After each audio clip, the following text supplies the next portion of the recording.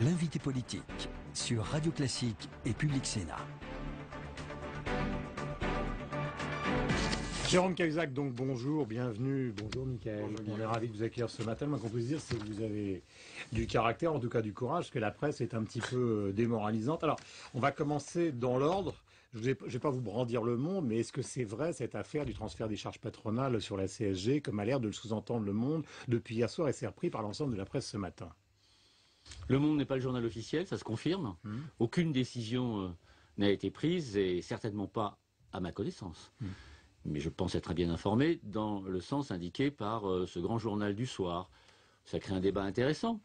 Mais est-ce que ça veut dire que justement il y a actuellement à l'Élysée des projets de ce type, ou est-ce que ces projets et qu'on attendra le rapport Gallois, qu'on attendra les relations, enfin les rencontres avec les partenaires sociaux pour le mettre sur la table, donc il y aurait simplement un problème de calendrier, ou est-ce que ce projet n'existe pas tel quel? Je ne suis pas le plus qualifié pour vous indiquer si ce projet existe ou pas à l'Élysée. Ce que je peux vous dire, c'est qu'au ministère de l'économie et des finances, chez Pierre Moscovici ou chez moi-même, ce projet-là, aujourd'hui, n'existe pas, ne serait-ce que par correction. On demande un rapport à Louis Gallois. La moindre des choses est peut-être d'attendre ce qu'il s'apprête à nous dire avant de commencer à réfléchir à telle ou telle solution. Si nous procédions autrement, ce serait incohérent et surtout très incorrect à l'égard de Louis Gallois, pour lequel, en tout cas en ce qui me concerne, j'ai le plus grand respect. Alors, Jérôme Cahuzac, vous êtes un ministre du budget récent, mais vous êtes un économiste expérimenté. Dans ces cas-là, expliquez-moi pourquoi les conseillers de l'Élysée balancent à ce que vous appelez vous-même le journal officiel, quelque chose que les journalistes du Monde n'ont pas pu inventer. Ils sont pas rôdés rue du Faubourg Saint-Honoré, ils sont tombés sur un papier où il y a écrit « Transfert des charges patronales bientôt sur 5 ans sur la CSG ». D'où ça vient tout ça et pourquoi? Il n'y en a que deux qui pourraient vous répondre, ou plutôt deux catégories. Il y a les conseillers de l'Élysée, je n'en suis pas, et il y a les communicants. Chacun sait bien que je n'en suis pas un davantage. Et donc, n'étant ni l'un ni l'autre, je suis incapable de vous donner une réponse à cette question-là. Mais sur le fond, est-ce que vous pensez que c'est une nécessité dans un contexte où on le voit encore ce matin, il commence à y avoir une sérieuse colère des patrons, c'est-à-dire d'envisager ce transfert des charges?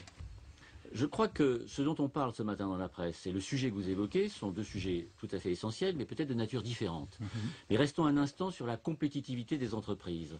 Il me semble qu'avant d'envisager des hypothèses ou des solutions, il faudrait-il s'assurer des causes. Vous connaissez l'adage, avant de s'inquiéter des conséquences, assurons-nous des causes. Y a-t-il, oui ou non, un problème de compétitivité pris dans ce pays? Oui dans certains secteurs, non dans d'autres. Et faire comme si tous les secteurs était affecté par un problème de compétitivité en France, c'est déjà rentrer dans ce problème, selon moi, d'une mauvaise manière. Le secteur protégé n'a pas à être plus ou moins compétitif par rapport au monde extérieur. Il est par définition protégé, il n'exporte pas et il n'est pas concurrencé par des entreprises italiennes, espagnoles ou allemandes. Quant au secteur concurrentiel lui-même, il y a incontestablement un problème de compétitivité dans certains secteurs. Je pense à l'agroalimentaire, je pense aux services. Je suis plus nuancé concernant par exemple l'industrie, et si je suis plus nuancé, c'est parce que l'INSEE a publié une enquête, reprise d'ailleurs par des organismes européens, pour conclure que dans l'industrie, s'il y a un problème de qualité comparé à l'Allemagne, il n'y a pas un problème de compétitivité prix, sauf à vouloir faire prendre des vessies pour des enfants aux autres. Nous sommes en direct avec Jérôme Cahuzac ce matin. C'est-à-dire que vous allez faire du cas par cas, ou est-ce qu'il est inexorable de dire ce matin qu'on ne touche pas à la CSG? Je ne vous répondrai oui ni à la première ni à la deuxième de vos alternatives que vous êtes en train de présenter. Je viens d'expliquer à Guillaume Durand que Louis Gallois on a bien compris qu'il fallait attendre le rapport. Et que, avant que ce rapport ne soit rendu, on va quand même pas expliquer ce qu'on va faire, ou alors ne faisons pas travailler Louis Gallois pour rien. Mais il est exclu de toucher à la TVA. Ça, on a a priori compris, c'est ce qu'avait dit Pierre Moscovici. Est-ce que vous confirmez ce matin? Non, je ne confirmerai ni n'infirmerai quoi que ce soit en la matière, parce que rien n'est décidé, ni dans un sens, ni dans l'autre. Ce que j'aimerais, c'est que ce débat soit posé dans des termes qui me sembleraient acceptables et surtout intéressants en termes de débat public. La question est-elle vraiment de savoir aujourd'hui comment on paye la protection sociale, ou plutôt la question première n'est-elle pas, ou ne serait-elle pas de savoir combien collectivement on accepte de payer? On rentre dans ce débat du financement de la protection sociale sur les modalités de son financement avant de s'interroger sur le coût de cette protection sociale. Et j'aimerais d'ailleurs que ceux qui ont lancé ce débat des modalités de financement de la protection sociale, c'est-à-dire pour l'essentiel les cercles patronaux et pour beaucoup l'UMP, j'aimerais que cela, dans le débat, nous disent ce qu'ils estiment être le coût pour la collectivité qui leur paraîtrait acceptable, compatible, raisonnable, courageux, conforme à nos traditions. J'aimerais qu'ils nous disent quel est le coût qu'ils estimeraient satisfaisant pour la protection sociale. Une fois qu'on se sera mis d'accord sur le montant et sur son évolution éventuelle, alors il sera toujours temps de discuter des modalités. Donc rien n'est arrêté, mais est-ce qu'il ne faut pas accélérer? Visiblement, quand on entend les entrepreneurs, vous avez dit c'est un autre problème, mais qui râle également, tous les plans sociaux, le problème de compétitivité. On attend, mais est-ce qu'il ne faut pas accélérer un petit peu plus vite?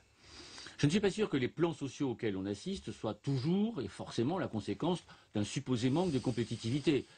On a beau être patron et le plus souvent talentueux, il arrive que certaines entreprises ne périclitent, pas uniquement à cause d'un éventuel problème du coût du travail, mais peut-être parce que, de la même manière que des hommes politiques peuvent être faillibles, des chefs d'entreprise peuvent ne pas toujours avoir raison. J'ai encore une fois beaucoup d'admiration pour les entrepreneurs, ceux qui mettent et leur vie et leurs économies dans une aventure industrielle en prenant de vrais risques personnels et qui en attendent fort légitimement une rémunération conséquente ensuite. Ceux-là, pour autant, ne sont pas tous des génies infaillibles. Certains font des erreurs, on pourrait peut-être les assumer avant d'accuser les pouvoirs publics. Jérôme Cahuzac, on a quelques exemples récents, n'est-ce pas, dans l'agroalimentaire, dans l'Ouest, quand même. J'ai 3 questions qui me paraissent importantes et qui paraissent importantes à Mickaël à vous poser ce matin. J'allais presque dire d'une manière solennelle. Oui ou non, est-ce que vous êtes le gouvernement et le ministre du matraquage fiscal? Nous Parce demandons... que Jean-Marc Ayrault a dit non, ça ne touche pas 9 Français sur 10. Bruno Le Maire, je reviens au Monde, dans les colonnes du Monde, il y a, oui, ça touche 9 Français sur 10. Donc là, il y a un problème avec la vérité. C'est pour ça que je vous demande d'être assez solennel, parce que cette réponse peut ressortir dans 10 ans. À l'occasion de ce projet de loi de finances, le Premier ministre a raison en indiquant que 9 Français sur 10 ne sont pas touchés. Il aurait même pu compléter. Une grande partie des Français, notamment les classes moyennes, vont y gagner avec ce projet Donc vous de loi êtes de solennel. finances. Je suis tout à fait solennel. Pour cette loi de finances, et au regard des mesures que ce gouvernement a décidé de proposer au Parlement, oui, le Premier ministre a raison en indiquant que 9 Français sur 10 ne sont pas touchés. Pour autant, quand Bruno Le Maire indique que les classes moyennes et d'autres vont être concernés l'année prochaine par une hausse d'impôts, il a évidemment raison, mais pourquoi ? Parce que nous ne sommes pas complètement revenus sur une disposition que le gouvernement, auquel d'ailleurs Bruno Le Maire appartenait, avait décidé de mettre en œuvre. Je pense évidemment au gel du barème de l'impôt sur le revenu. Cette disposition-là, c'est le gouvernement Fillon qui l'a mise en œuvre. Nous revenons en partie dessus pour les foyers les plus modestes, ce qui veut dire que 7,5 millions de foyers fiscaux, soit ne paieront pas d'impôts, pas davantage que l'année dernière, ils n'en payaient pas, ils n'en paieront pas cette année, soit paieront moins d'impôts que ce qu'ils auraient payé. Dans la politique. Donc vous êtes attaqué politiquement. Mais bien sûr, on est attaqué politiquement, mais comment s'en surprendre, enfin vraiment. Alors, deuxième question qui me paraît importante, et on enchaînera avec Mickaël, l'affront des patrons, des jeunes patrons, 40, 50 ans, qui visiblement en ont par-dessus la tête des projets de cession de plus-value concernant les entreprises qu'ils pourraient vendre. Est-ce qu'un amendement est sérieusement à l'étude maintenant? Est-ce que vous avez l'impression que finalement tout ce qui sort dans la presse est au fond l'effet politique d'un groupe de pression qui monte à l'assaut, qui monte à l'assaut contre vous? Oh, la théorie du complot n'a jamais été... un complot, mais non, de l'organisation, etc., n'a jamais été une hypothèse que j'ai privilégiée. Il faut dire plusieurs choses. La première... Est-ce que l'amendement existe? Est-ce qu'il Non, aujourd'hui il n'existe pas. Aujourd'hui il n'existe pas. D'ailleurs, le projet de loi de finances a été déposé vendredi. Si j'arrivais en vous disant on l'amende déjà nous, peut-être aurions-nous du mal, les uns et les autres, à rester sérieux.